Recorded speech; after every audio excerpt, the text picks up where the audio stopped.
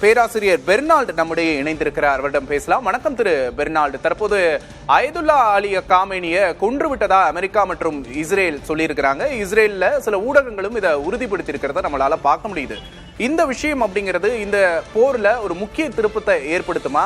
அமெரிக்காவோட குறிதான் என்ன? இது கட்டாயமாக ஒரு புதிய திருப்பத்தை இது ஏற்படுத்தும்.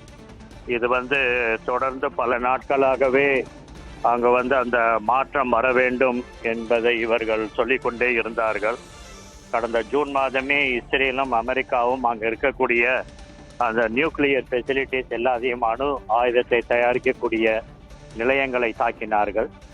அதை தொடர்ந்து அணு ஆயுதத்தை பற்றிய அந்த இன்ஸ்பெக்ஷன் எல்லாத்தையும் வைத்திருந்தார்கள். ஆனால் டிசம்பர் மாதம் ஜனவரி மாதம் ஈரான்லேயே போராட்டங்கள் நடக்க ஆரம்பித்தன, மாற்றம் வேண்டும் என்று. அதை பயன்படுத்தி கொண்டு இஸ்ரேலும் அமெரிக்காவும் இப்பொழுது ஈரான் மீது நேற்று போர் தொடுத்திருக்கிறார்கள். அதன் அடிப்படையில் தான் ஈரானும் ரிட்டாலியேட்டரி பதிலடி கொடுக்கும் வகையில் யார் யாரெல்லாம் அமெரிக்காவுக்கு சப்போர்ட் பண்ணக்கூடிய நாடுகளாக இருக்கிறார்களோ அவர்களை தாக்கியிருக்கிறார்கள். அதில் தான் யுஏஇ, துபாய், ரியாத் இந்த போல நாடுகளை அவர்கள் குறிப்பிட்டு ஒமானை, சவுத் பஹ்ரைன் போன்ற நாடுகள் எல்லாரையுமே மீதும் அவர்கள் ஏவுகணை செலுத்தியிருக்கிறார்கள். அவர்கள் சொல்லுகிறார்கள் அவர்கள் ஆயத்துல்லா கொமேனியை கொண்டு விட்டதாக. ஆனால் இதுவரைக்கும் அங்கிருந்து எந்த தகவல்களும் வரவில்லை. அவர்கள் அதை ஊர்ஜிதம் செய்யவில்லை. அவர்களும் தொடர்ந்து அவருடைய நாட்டில் பலவிதமான அவங்களுடைய சொல்லிக் கொண்டிருக்கிறார்கள், நாங்கள் விரைவில் உங்களுக்கு செய்தி அறிவிப்போம் என்று. இருந்தாலும் இன்டர்நெட்லாம் முடக்கப்பட்ட நிலையில் அங்கிருந்து வரக்கூடிய செய்திகள் மிக குறைவாக இருக்கும் நிலையில் அந்த நாடு ஈரான் இன்னும் ஊர்ஜிதப்படுத்தவில்லை. அதனால் பொறுத்திருந்து பார்க்க வேண்டும். ஆனால் ட்ரூத் சோஷியல்லையும் நெத்தானியாவும் சொல்லியிருக்கிறார்கள், நாங்கள் அவரை கொன்றுவிட்டோம் என்றும் அவருடைய மகளையும் அவருடைய மருமகனையும் பேரப்பிள்ளைகளையும் கொன்றுவிட்டோம் என்று சொல்லியிருக்கிறார்கள். பொறுத்திருந்துதான் நாம் பார்க்க வேண்டும். நிச்சயமா பொறுத்திருந்து பார்க்கலாம். இந்த நிலையில ஈரானோட வலிமை என்ன? ஏன்னா ஈரான்ல தான் அதிகபட்ச தாக்குதல்கள் இஸ்ரேல்ல இருந்து நடத்தப்படுறத நம்ம பார்க்கிறோம். ஈரானோட பதிலடிகள் தடுக்கப்படுறதாகவும் செய்திகள் வருது. இந்த நிலையில ஈரான் ஒரு முக்கிய முடிவை எடுக்கும் அப்படின்னா அது என்ன மாதிரியான விளைவுகளை ஏற்படுத்தும்? ஈரான்ல ஒரு மாதிரி உள்ள இருக்கக்கூடிய மக்கள் மாற்றத்தை விரும்புவார்களே. ஆனால் அதை தான் இவர்கள் சொல்கிறார்கள். நெத்தானியாவும் ட்ரம்ப்பும் சொல்றது என்னன்னா, அமெரிக்காவும் இஸ்ரேலும் இந்த தருணத்தை நீங்கள் பயன்படுத்தி கொண்டு உங்களுடைய ஆட்சியை நீங்கள் சீரமைத்துக் கொள்ளுங்கள் என்று சொல்கிறார்கள்.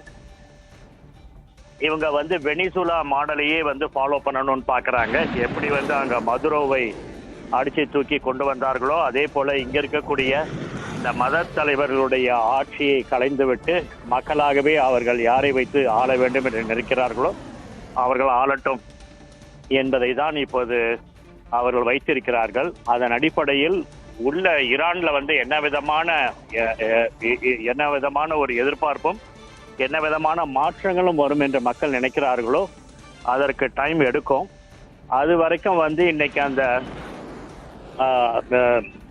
ரெட் இவங்க காப்ஸ் அவங்க கையிலேயே அவங்களுடைய இதை கொடுத்துடலாம் அப்படின்னு சொல்லிட்டு தான் நினைக்கிறார்கள். அதனால 2-3 சினாரியோ இப்ப உருவாகி கொண்டிருக்கின்றது, நமக்கு தெரியவில்லை. இருந்தாலும் வெகு விரைவில் அங்கிருந்து வெளியேற வேண்டும். அப்படி இல்லாட்டி அங்க மிகவும் பதட்டமான சூழ்நிலை ஏற்பட்டால் அது பொருளாதாரத்தை மிகப்பெரிய அளவில் பாதிக்கும் என்பது அமெரிக்காவுக்கும் இஸ்ரேலுக்கும் தெரியும்.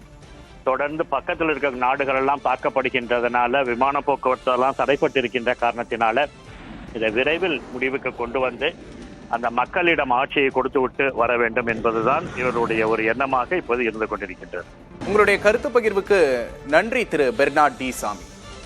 இஸ்ரேல் அமெரிக்க தாக்குதலில் காமேனி உயிரிழந்து விட்டதாக ஈரான் ஊடகங்கள் செய்தி வெளியிட்டிருக்கின்றன. ஈரானின் உச்ச தலைவர் காமேனி பாதுகாப்பாக இருப்பதாக கூறப்பட்ட நிலையில் அவர் உயிரிழந்து விட்டதாக ஈரானிய ஊடகங்கள் செய்தி வெளியிட்டிருக்கின்றன. காமேனியின் குடும்பமும் இந்த தாக்குதலில் கொல்லப்பட்டதாக ஊடகங்கள் செய்தி வெளியிட்டிருக்கின்றன. காமேனியின் அலுவலகம், வீடு உள்ளிட்ட இடங்களை குறிவைத்தே இந்த தாக்குதல் நடத்தப்பட்டதாகவும் அதில் அவர் உயிரிழந்து விட்டதாகவும் ஈரானிய ஊடகங்கள் செய்தி வெளியிட்டிருக்கின்றன. தற்போதைய முக்கிய செய்தியை பார்க்கிறோம்.